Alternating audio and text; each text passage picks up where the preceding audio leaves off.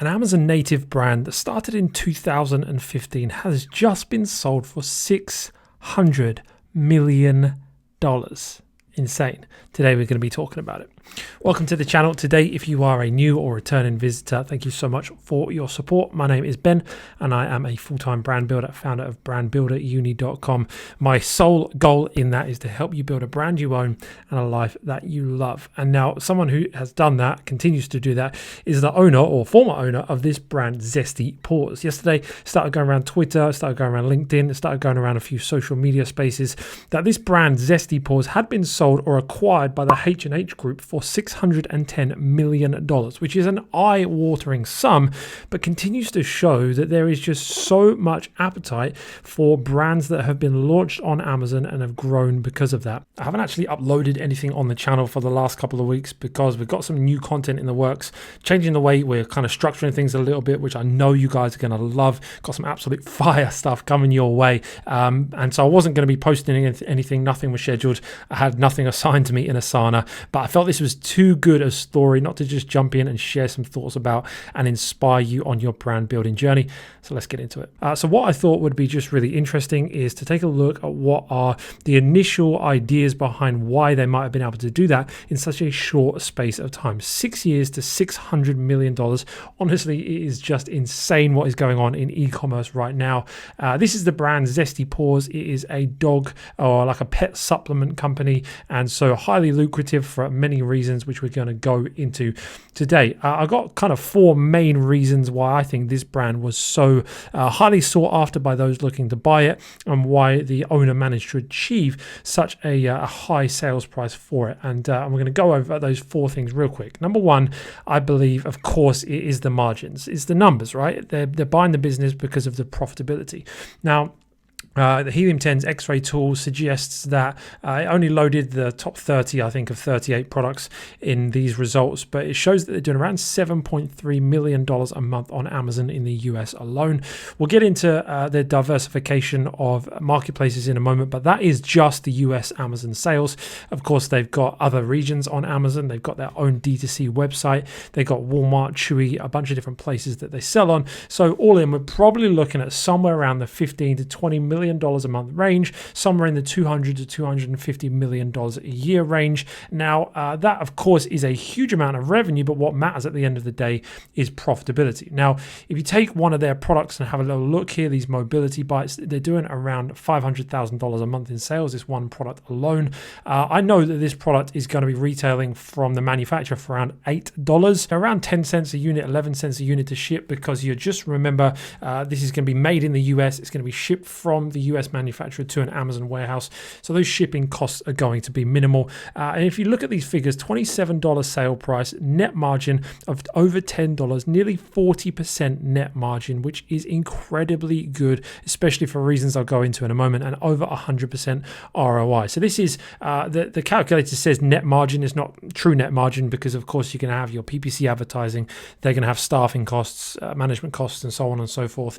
But if they can hit 40% sort of gross from Amazon margin, true net margin is going to be probably around 20 to 25%, which again is incredibly powerful when you think about how this is a product that is going to be made in the USA, probably takes around 3 to 4 weeks to produce. It's going to be shipped straight to Amazon, which is going to take maybe 1 to 2 weeks for shipping and processing. So all in, it's going to take 6 weeks from date of first order to being on sale, which is an incredibly quick turnaround time. So at those profit levels, those return on investment levels, you're able to turn that money around really quick, which I think is, if not one of, maybe the key for this brand's quick growth, and something we can really learn. I know it's something we're struggling with right now with Superstan. We sell toys, and a lot of them are sort of shoebox size, and so the amount of shipping, it needs to ship by sea, which takes a long time. It takes up a fair bit of volume, which has been massively increased in price over recent months. So we're definitely feeling the pinch there, which is slowing down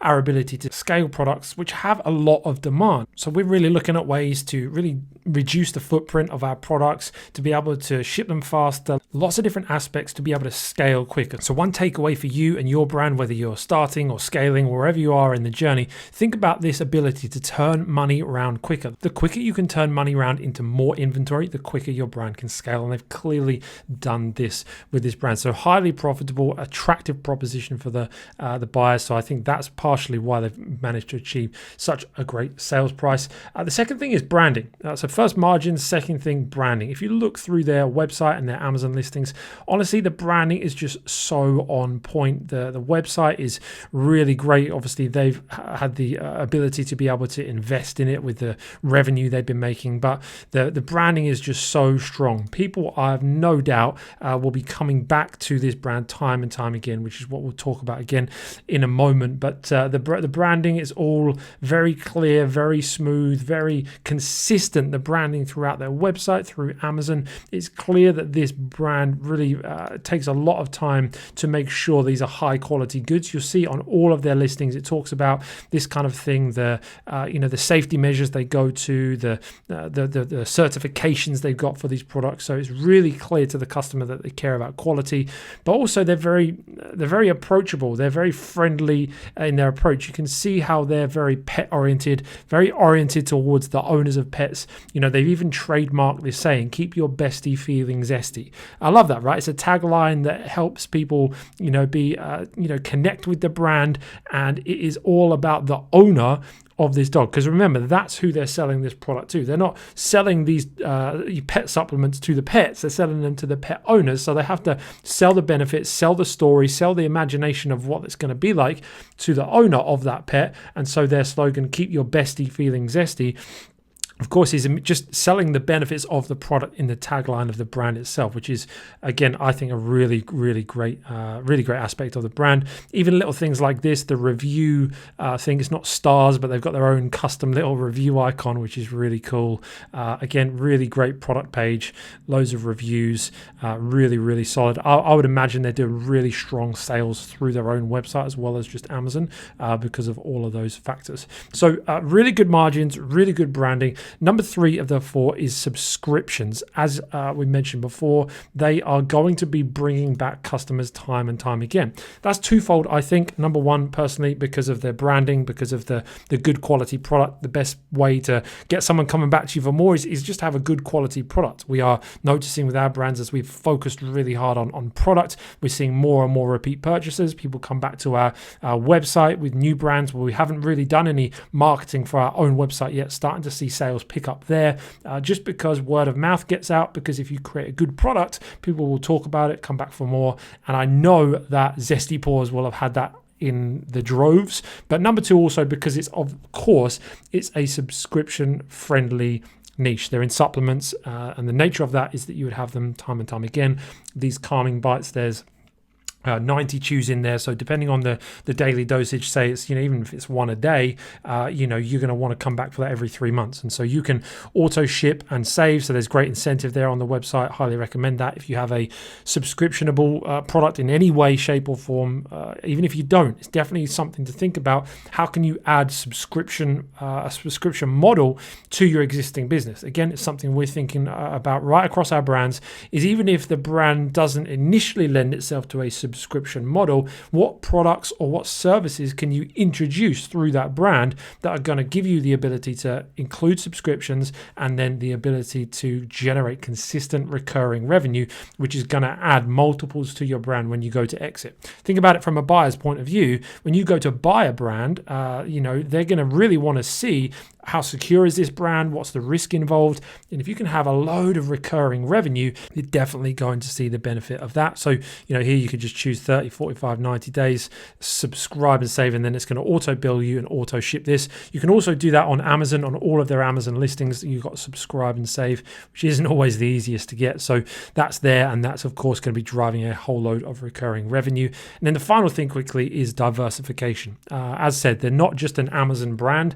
They're selling on Amazon. I think their website shows it. They're selling in a bunch of different places. Of course, all of the different Amazon marketplaces. And then you have got all of these ones down here that they mentioned, Chewy, Target, PetSmart, a whole load of big retail outlets that they're going into. Of course, their own website, direct to consumer. They'll be doing a lot of sales through this. And this diversification is what allows, again, a buyer to see this brand and see there's less risk than a brand that is 95% focused on Amazon. So if you do the maths, right, on this, just to finish off this video, they've sold for around $600 million. We talked before about how the revenue is going to be between, probably estimating $200 to $250 million a year. Let's say, again, estimate 20% net profit. You're looking at around $40 to $50 million in profit a year. Maybe let's be generous and bump it up to 60 million just to make the maths easy on me. Then, of course, you're looking at a 10x multiple on this brand, which might sound high, but with all the factors we talk about, A, makes this an incredibly attractive opposition. B, there's a lot of money in the space to buy these kind of brands right now, so it can bump up those multiples. And C, when you do hit those, big numbers, if you start to hit 8 figures or more in revenue, that's when those multiples really do begin to grow from the sort of the 3, 4, 5 that you might traditionally see at the 6 and 7 figure level of the market. So incredible job by this entrepreneur to build this brand and exit it for just eye-watering sums of money. Kudos to you. Actually, you can listen to an interview with the founder, Tom Wang, someone who I've interviewed on my channel before, actually has a podcast, and he interviewed the founder of this brand.